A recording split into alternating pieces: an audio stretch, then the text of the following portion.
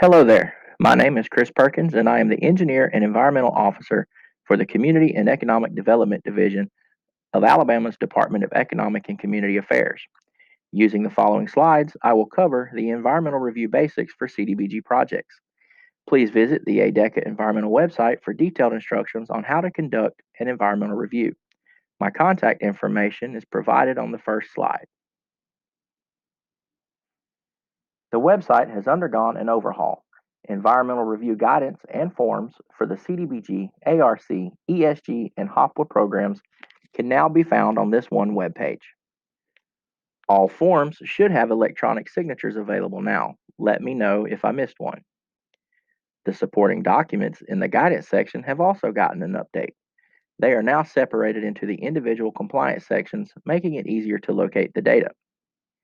The Environmental Review Guide has been updated to reflect newly attained information pertaining to floodplain and wetland compliance, as well as tribal compliance. Instructional videos on how to properly document the regulations are still available. The purpose of the environmental review process is to analyze the effect a proposed project will have on the people and the natural environment within the designated project area, and the effect the materials and social environment may have on a project. Grantees who receive CDBG funds are considered responsible entities and must complete an environmental review of all project activities prior to obligating CDBG funds. The laws and regulations that govern the environmental review process, as required by the National Environmental Policy Act of 1969, can be found at 24 CFR Part 58.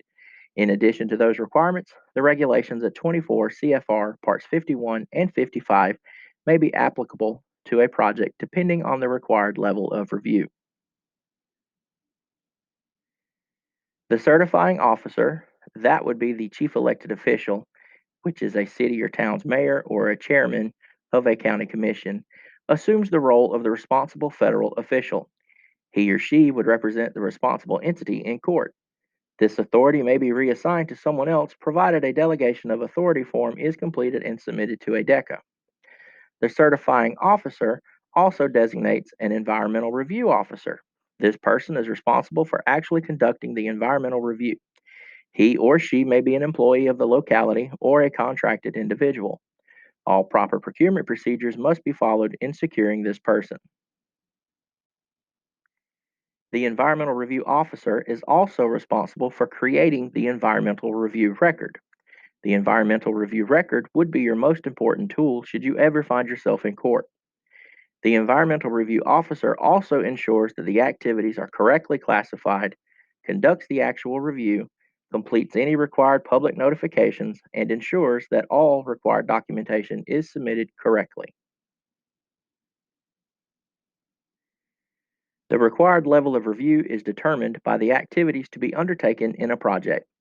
Those activities can be separated into one of four levels. They are exempt, categorically excluded, environmental assessment, and environmental impact statement. The categorically excluded regulation consists of two separate cases, subject to and not subject to the regulations found at 58.5.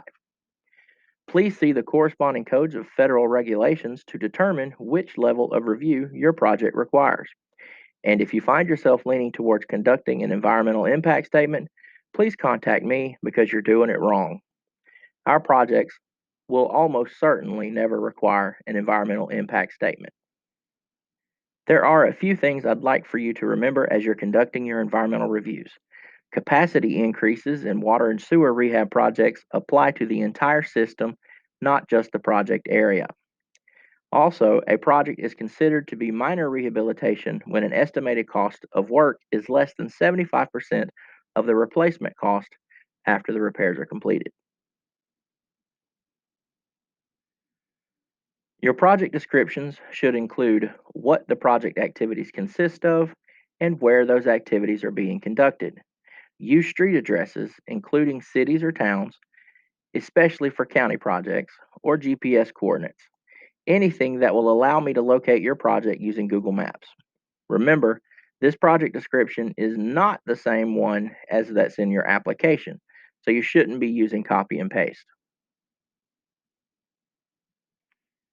On occasion, a project will need to have the environmental review reevaluated. Usually, when you're asking for an amendment that either adds a previously unaccounted for activity or an increase in the previously accounted for project area. In those instances, 24 CFR 58.47 spells out when an environmental reevaluation is required and the steps to completing the reevaluation. Follow the guidance provided here, and if you have any questions, contact me. Tribal consultation is not required for exempt and not subject to projects. Complete the Section 106 checklist to determine if consultation is required.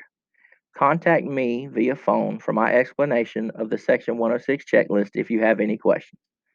Tribal consultation must be initiated by the locality and not the grant manager. Comment periods begin the day the tribe receives the letter. Just like SHPO, they must respond within the comment period. That does not mean you have to complete the consultation within that period. Review HUD Form CPD 12-006 for complete requirements. You can find additional information on conducting environmental reviews at the web addresses shown here.